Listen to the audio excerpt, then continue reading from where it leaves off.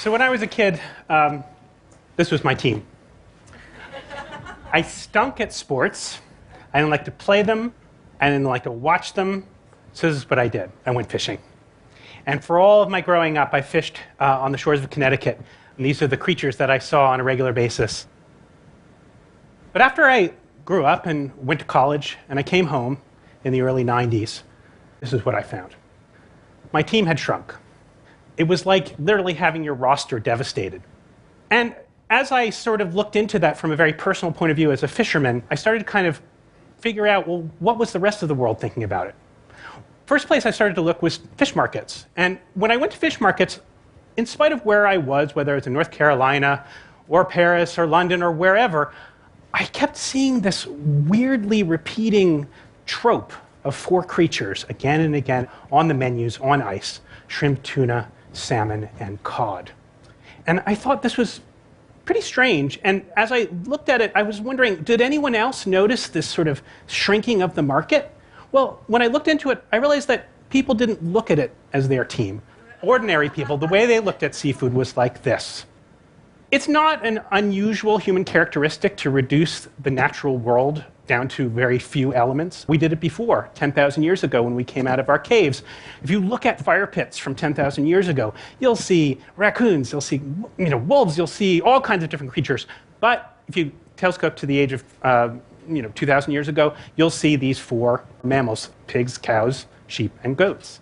It's true of birds, too. You look at the menus in New York City restaurants 150 years ago, 200 years ago, you'll see snipe, woodcock, grouse, dozens of ducks, dozens of geese. But telescope ahead to the age of modern animal husbandry, and you'll see four: turkeys, ducks, chicken, and geese. So it makes sense that we've headed in this direction, but how have we headed in this direction? Well, first, it's a very, very new problem. This is the way we've been fishing the oceans over the last 50 years. World War II was a tremendous incentive to arm ourselves in a war against fish. All of the technology that we perfected during World War II, sonar, lightweight polymers, all these things were redirected towards fish. And so you see this tremendous buildup in fishing capacity, quadrupling in the course of time from the end of World War II to the present time. And right now, that means we're taking between 80 and 90 million metric tons out of the sea every year. That's the equivalent of the human weight of China taken out of the sea every year. And it's no coincidence that I use China as the example, because China is now the largest fishing nation in the world. Well, that's only half the story.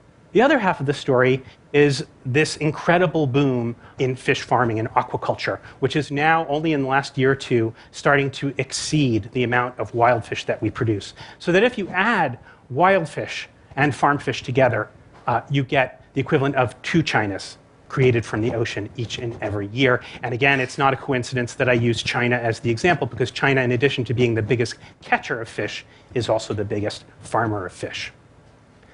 So let's look, though, at the 4 choices that we are making right now. The first one, by far the most consumed seafood in America and in much of the West, is shrimp. Shrimp in the wild is a wild product.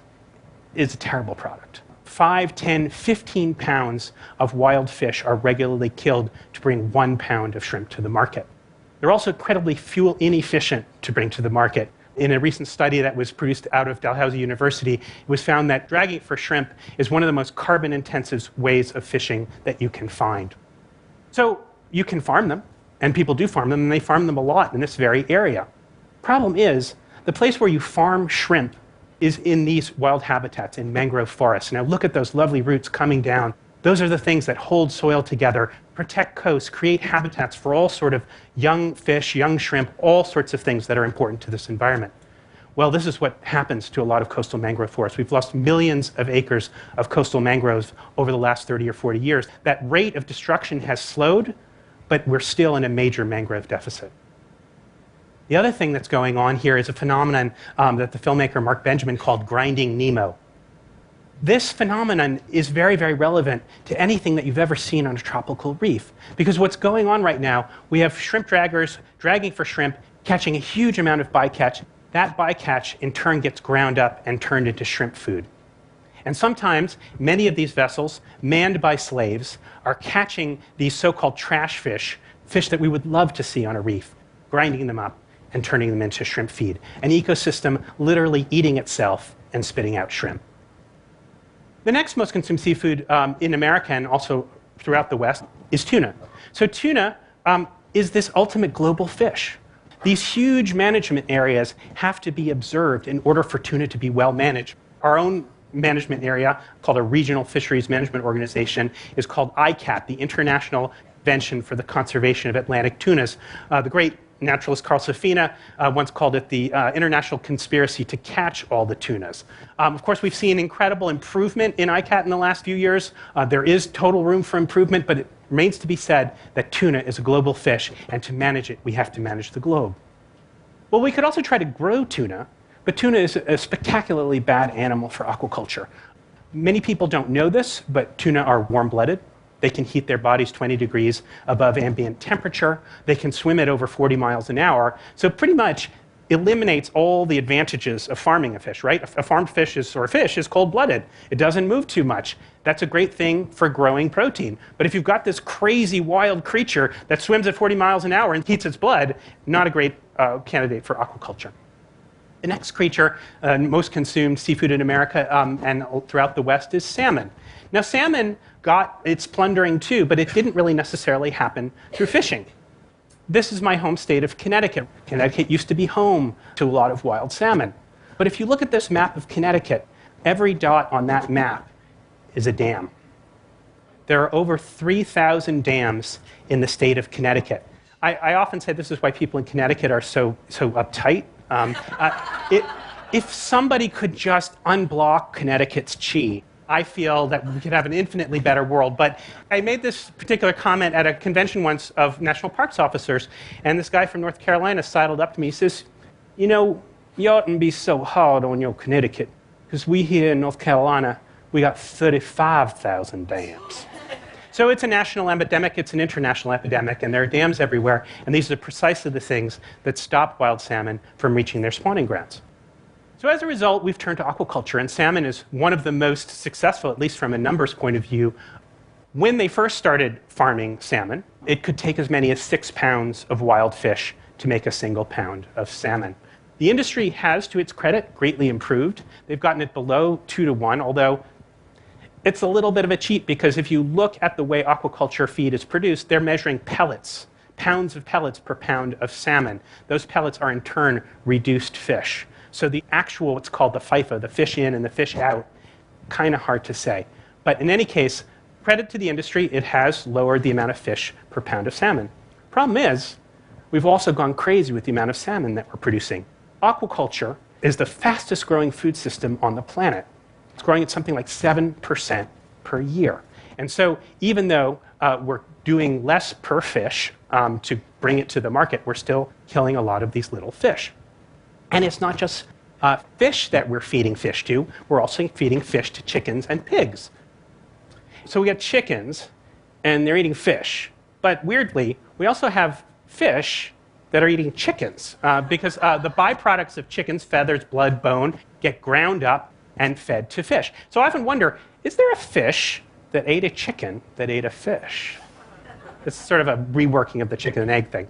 Anyway, altogether, though, it results in a terrible mess. What you're talking about is something between 20 and 30 million metric tons of wild creatures that are taken from the ocean and used and ground up. That's the equivalent of a third of a China or of an entire United States of humans that's taken out of the sea each and every year. The last of the four is a kind of amorphous thing. It's what the industry calls white fish. There's many fish that get cycled into this white fish thing, but the way to kind of tell the story, I think, is through that classic piece of American culinary innovation, the Filet-O-Fish sandwich. So the Filet-O-Fish sandwich actually started as halibut, and it started because a local franchise owner found that when he served his McDonald's on Friday, nobody came, because it was a Catholic community. They needed fish. So Ray Kroc, he went to Ray Kroc and he said, I'm going to bring you a fish sandwich. It's going to be made out of halibut. Ray Kroc said, I don't think it's going to work. I want to do a hula burger, and there's going to be a slice of pineapple on a bun. But let's do this. Let's have a bet. Whoever sandwich sells more, that will be the winning sandwich. Well, it's kind of sad for the ocean that the hula burger didn't win. So he made his halibut sandwich. Unfortunately, though, the sandwich came in at 30 cents. Ray wanted the sandwich to come in at 25 cents. So we turned to Atlantic cod. We all know what happened to Atlantic cod in New England. So now the Filet-O-Fish sandwich is made out of Alaska pollock. It's the largest finfish fishery in the United States, 2 to 3 billion pounds of fish taken out of the sea every single year. If we go through the pollock, the next choice is probably going to be tilapia. Tilapia is one of those fish nobody ever heard of 20 years ago. It's actually a very efficient converter of plant protein into animal protein, and it's been a godsend to the third world. It's actually a tremendously sustainable solution. It goes from an egg to an adult in 9 months. The problem is that when you look about the West, it doesn't do what the West wants it to do. It really doesn't have what's called an oily fish profile. It doesn't have the EPA and DHA omega-3s that we all think are going to make us live forever. So what do we do? I mean, first of all, what about this poor fish, the clupeids, the fish that represent a huge part of that 20 to 30 million metric tons? Well, one possibility that a lot of conservationists have raised is, could we eat them? Could we eat them directly instead of feeding them to salmon? There are arguments for it. They are tremendously fuel efficient to bring to market, a fraction of the fuel costs of, say, shrimp, and at the very top of the carbon efficiency scale. They also are omega-3 rich, a great source for EPA and DHA, so that is a potential. And if we were to go down that route, what I would say is, instead of paying a few bucks a pound, or a few bucks a ton, really, and making it into aqua feed, could we have the catch and double the price for the fishermen and make that our way of treating these particular fish? Other possibility, though, which is much more interesting, is looking at the bivalves, particularly mussels. Now, mussels are very high in EPA and DHA. They're similar to canned tuna. They are also extremely fuel efficient. To bring a pound of mussels to market is about 1/30th of the carbon as required to bring beef to market. They require no forage fish. They actually get their omega-3s by filtering the water of microalgae. In fact, that's where omega-3s come from. They don't come from fish. Microalgae make the omega-3s. They're only bioconcentrated in fish. Mussels and other bivalves do tremendous amounts of water filtration. A single mussel can filter dozens of gallons every single day. And this is incredibly important when we look at the world. Right now, nitrification, overuse of phosphates in our waterways are causing tremendous algal blooms. Over 400 new dead zones have been created in the last 20 years, tremendous sources of marine life death.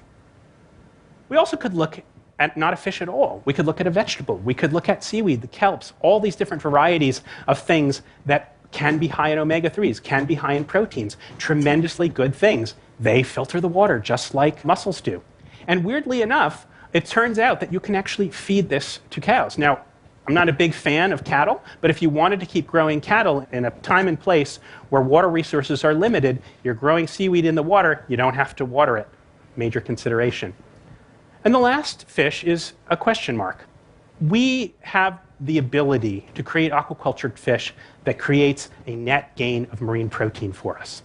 This creature would have to be vegetarian, it would have to be fast-growing, it would have to be adaptable to a changing climate, and it would have to have that oily fish profile, that EPA, DHA, omega-3 fatty acid profile that we're looking for. This exists kind of on paper. I've been reporting on these subjects for 15 years. Every time I do a new story, somebody tells me, we can do all that. We can do it. We've figured it all out. We can produce a fish that's a net gain of marine protein and has omega-3s. Great. It doesn't seem to be getting scaled up. It is time to scale this up. If we do, 30 million metric tons of seafood, a third of the world catch, stays in the water. So I guess what I'm saying is, this is what we've been going with. We tend to go with our appetites rather than our minds. But if we went with this or some configuration of it, we might have a little more of this. Thank you.